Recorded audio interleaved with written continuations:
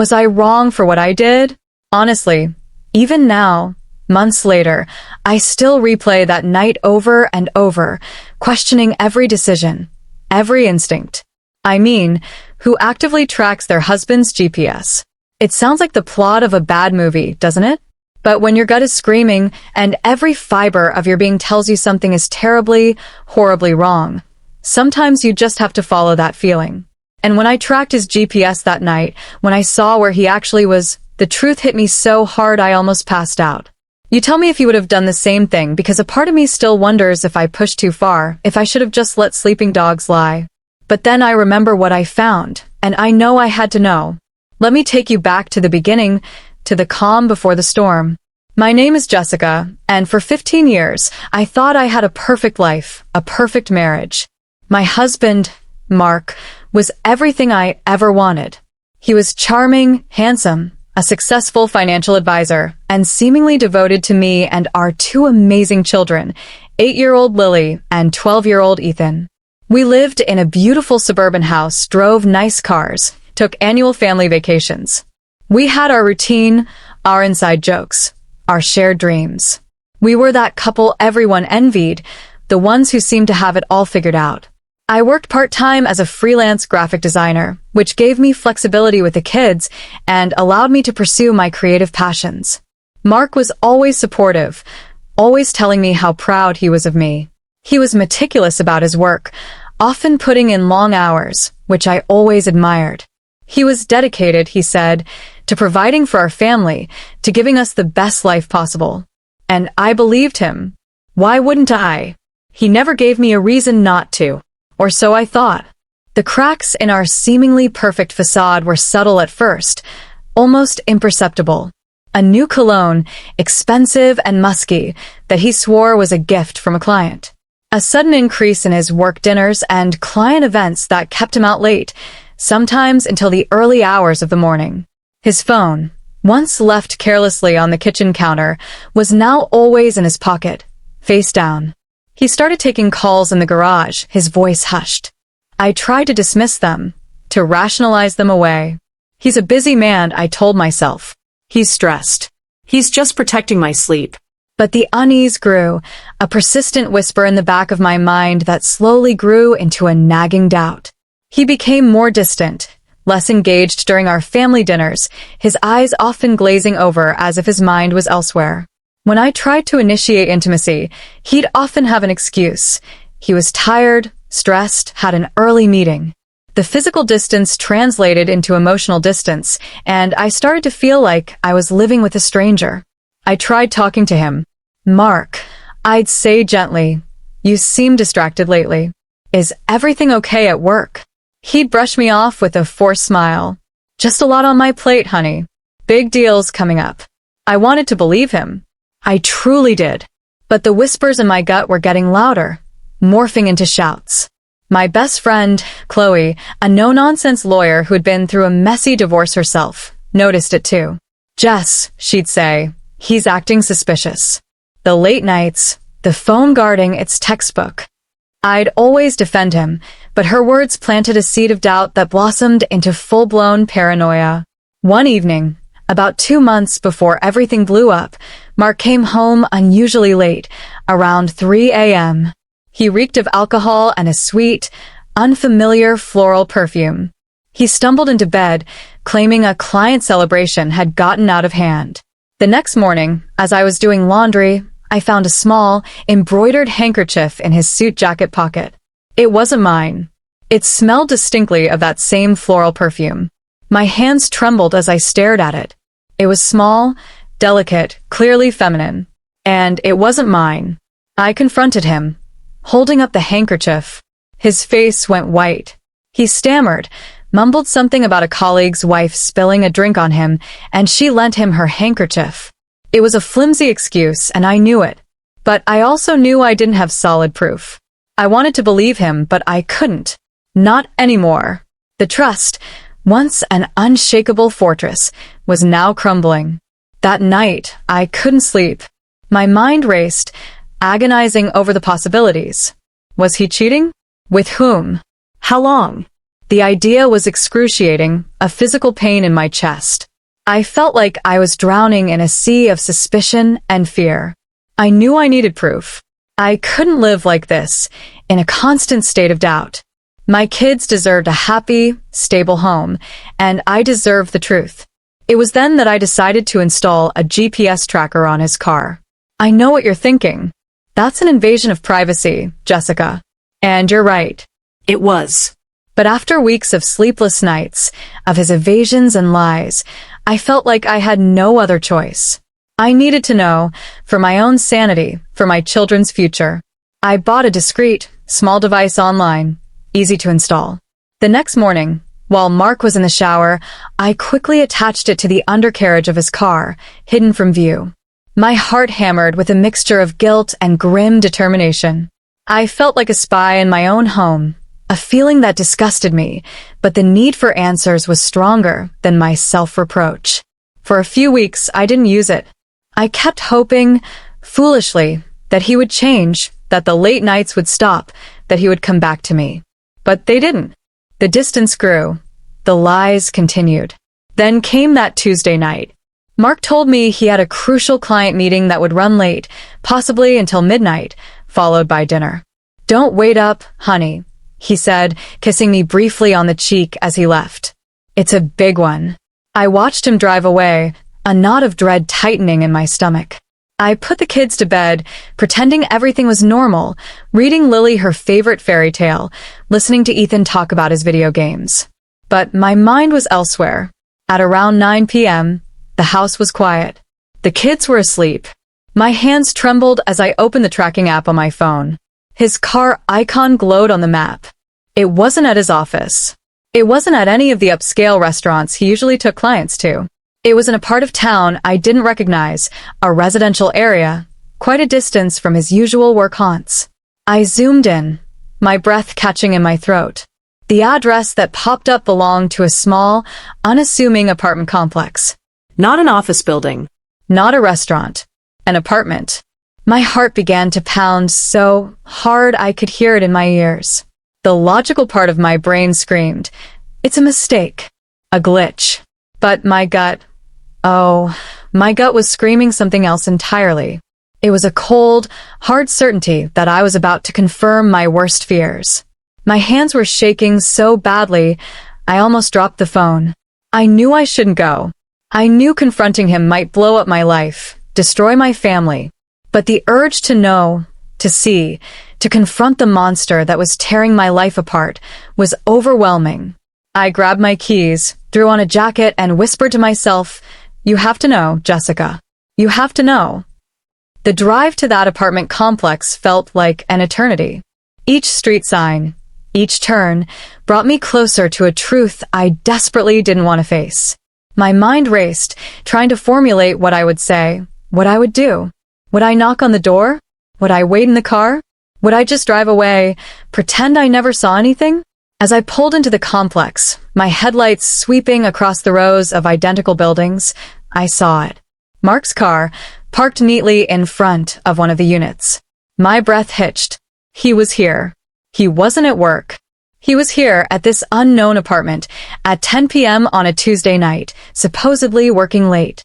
I parked a few buildings away, my engine still running, my hands gripping the steering wheel so tightly my knuckles were white. My eyes were fixed on the door of the apartment where his car was parked. I sat there for what felt like an hour, maybe more, my heart a frantic drum against my ribs, tears blurring my vision. The silence of the night was broken only by the sound of my own ragged breathing. And then the door opened, and I almost passed out. So that's the situation I was in, parked in the dark, staring at the apartment door, my husband's car a few feet away. My entire world was on the brink of collapse, and I was about to witness its shattering. Before I tell you what happened next, before I describe the horrifying scene that unfolded before my eyes, I want you to pause and comment below what you would have done in my shoes. Would you have driven away, pretending you never saw anything, clinging to the fragile illusion of your marriage? Would you have confronted him on the spot, ready to unleash years of suppressed anger and suspicion? Or would you have waited, gathered more evidence, planned your next move with a cold, calculating resolve? Because for me, in that moment, the choice felt both inevitable and utterly terrifying. My breath caught in my throat as the apartment door opened. Mark stepped out, laughing, his arm around a woman I had never seen before. She was young, perhaps in her late 20s, with long, blonde hair and a dazzling smile. She was dressed casually, in jeans and a soft sweater, but her perfume, even from across the parking lot, was that same sweet, floral scent I recognized from the handkerchief. They were too close, too comfortable. He leaned down, kissed her hair, and she giggled, leaning into him. It wasn't a quick peck. It was intimate, affectionate, the kind of tender gesture he hadn't given me in months. My vision tunneled. A cold, heavy weight settled in my chest, squeezing the air from my lungs. This wasn't a client. This wasn't a colleague. This was a girlfriend, his mistress. The confirmation, though agonizing, was also a strange kind of relief. The whispers in my gut, the nagging doubts, the paranoia, they were all justified. I wasn't crazy. He was a liar. He was cheating. They stood there for a few more moments, whispering, laughing, completely oblivious to the shattered wife watching them from the shadows. Then he kissed her. A full, lingering kiss on the lips. My stomach churned. A wave of nausea washed over me, so intense I truly thought I was going to black out. My hands flew to my mouth, stifling a choked sob.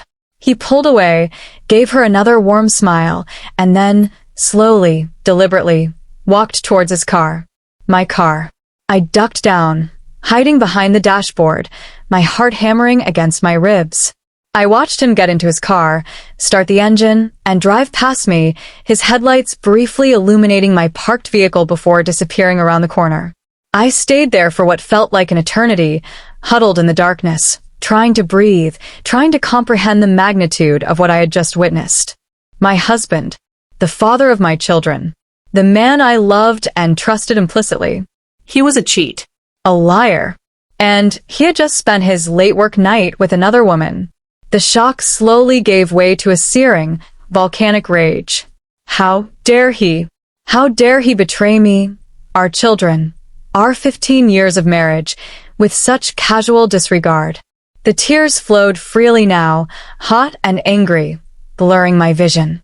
I wanted to scream, to smash something, to unleash the torrent of pain and fury that was bubbling inside me. But I didn't. I just sat there, shaking, until the first rays of dawn began to pierce the darkness. I drove home, the journey a blur of silent agony. I crept into the house, quietly made my way to our bedroom, and found Mark sleeping soundly, a faint smile on his face, oblivious to the fact that his carefully constructed world was about to come crashing down. I felt a profound sense of disgust. I couldn't even look at him.